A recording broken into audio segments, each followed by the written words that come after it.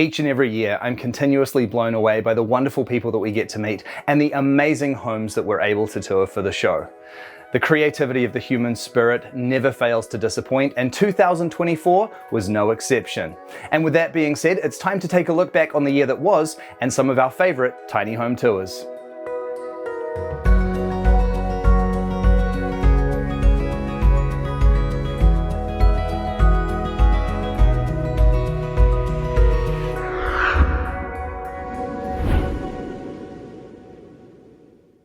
2024 was a huge year for us. In addition to visiting so many amazing tiny houses from all over the world, we also completed 2 of our own builds. We built a cabin for my mum and dad, constructed using a kit set log cabin as a starting point, and then modifying it into a dream retreat. This summer, I'll be adding on a super cool outdoor toilet and taking this cabin off the grid. That'll be keeping me busy during our summer break. And then there was our Rasa tiny house build in Queensland, Australia, where we teamed up with the amazing crew at LJM Tiny Homes to build a dream tiny house. I got to try out some super fun design concepts in this single level tiny home, including testing some super subtle visual trickery to help maximize the sensation of space inside the home. We had an absolute blast on this build project as we got to be there with the LJM team every step of the way, and it was so fun getting to geek out on design with some of the best in the business. Perhaps the personal highlight of the year for me though was getting such special access to the new Hobbit Hall at the Hobbiton movie set in New Zealand. We were incredibly fortunate to be given such exclusive access in order to tell the story of how the Hobbit Hall was designed and built, including never before seen behind the scenes footage of the construction. My inner nerd exploded with excitement at the opportunity to dive into this fantasy world, and getting to explore Hobbiton like this is something I'm never going to forget. Every year, without fail, I continue to be amazed at the incredible homes people design and build for themselves, and this year was no different. As we take a look back over our top 5 tours, remember that if you want to dive deeper, you can find the links to the full video tours in the description of this video. In Queensland, Australia, we visited Cherie's huge tiny home. As the tiny house movement grows, so too does the size of some of the houses as people look for more functionality in their homes while also maintaining the benefits of a home on wheels that can easily be moved. This 3-bedroom home is fully featured and wants for nothing, while also exploding with style. This could easily be the biggest tiny house that I have ever seen in Australia. It probably is. It's 3-bedroom and an office. You're joking. What are the dimensions of this thing? I think it's 10.4 by 3. Wow. Yeah, so it's a bit wider than it's meant to be, but I wanted that extra space. Yeah, fair enough. It's quite funny because it's quite common in New Zealand for us to see tiny homes of this size, but this is the first time I've ever seen somebody built to these dimensions in Australia. Yeah. When I wanted to do this, I thought I'm making it comfortable, making it livable, and making it enjoyable. Great. You're Australia's original tiny house renegade. Yes, absolutely. Jumping over to France, we have Marie's incredible tiny homestead. Her story really stood out to me this year because her lifestyle is a masterclass in embracing simplicity and a slower pace of life. Her desire to experiment with low-tech solutions is inspiring, and some of her ideas for her homestead are nothing short of genius. I like low-tech tools, so another one of my tools is a laundry bike. I made it with a training bike I found in the trash and an old laundry. When I'm cycling, I put a book in front of me, so I'm reading during sports and cleaning my clothes at the same time. Sometimes, even in the world of tiny homes, I can feel like things are getting more complicated than ever. So it's important to remember that a slower, simpler way of life is still possible.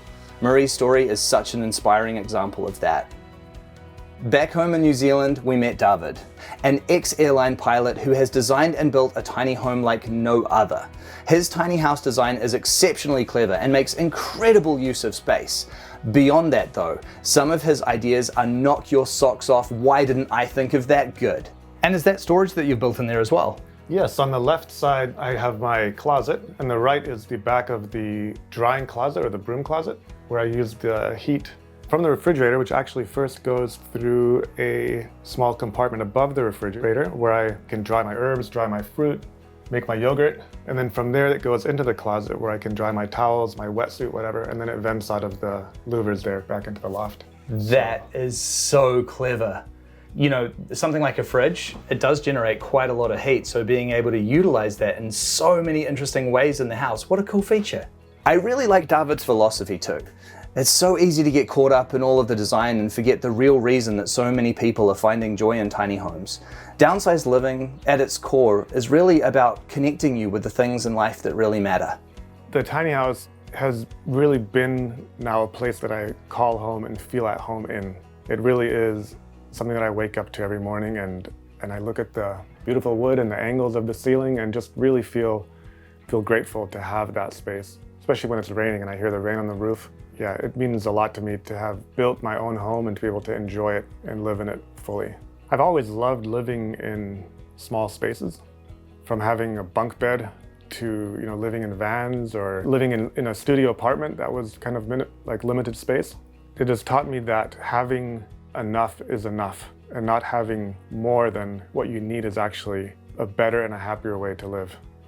One of the concepts that I really love to see paired with tiny homes is outdoor living.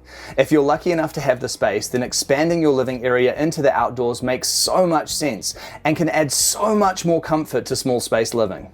We've seen some great examples of that this year, but perhaps none more stunning than Catherine's gorgeous tiny home, where her conservatory addition catapults her home to a whole new level. First off, I absolutely love what you've done here with the greenhouse out front. This is such a nice addition. Yeah, this was a big goal. We'd sort of been dreaming of it and had a lot of different designs, and then we kind of landed on this. I can't really take any credit for it. My husband built the whole thing. I sort of just decorated it afterwards, came in at the end with some, makeup. And what a fantastic job he's done. As a side note, Catherine's dog sitting business that she runs from her tiny home is a dream job if I ever did see one. So I run a little doggy daycare out of the tiny home, so small dogs in a small home.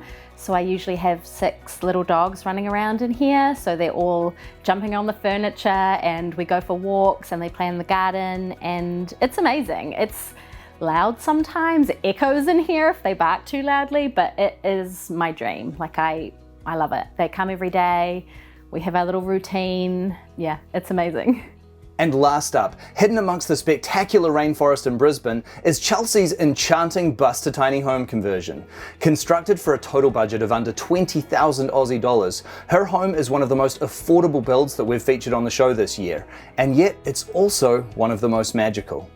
One of the things that really strikes me about your home is everywhere I look, I can just see such care and attention to detail that you've placed in everything. You have made not only everywhere I look in the home, but everywhere I look outside of your home, a work of art. Yeah, thank you so much. Tell me what it's like to live in a space where you have really just crafted everything exactly to your taste. It is wonderful. So it's nice to have everything where I would choose for it to be. So it's all ergonomic to the way I live my life. From where I've arranged things in the kitchen, the height of the benches, the type of seating, like everything that I have is purpose to what I need to be able to operate in a way that is effortless. For me, visiting this tiny home felt a bit like going into an otherworldly realm. It's a powerful reminder of the importance of art in our lives and how with some hard work and vision, we can create the most magical lives for ourselves, even when on a real budget.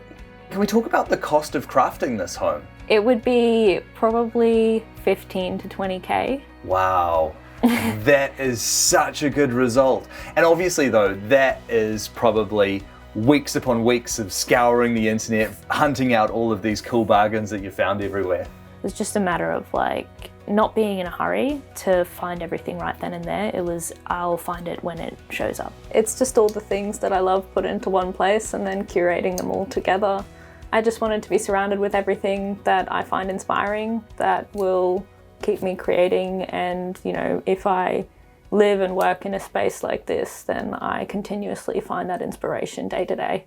And there you have it, our top picks for our 2024 tiny home tours. We featured so many amazing places this year, and I want to say a heartfelt thank you to everyone who appeared on the show. If you have a favorite, please do let us know in the comments below. Also, let us know what you would love to see more of in the new year.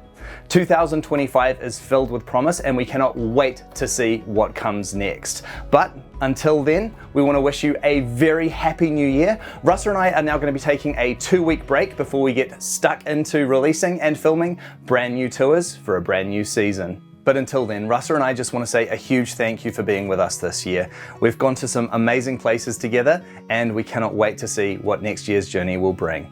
Until then though, have a very happy new year.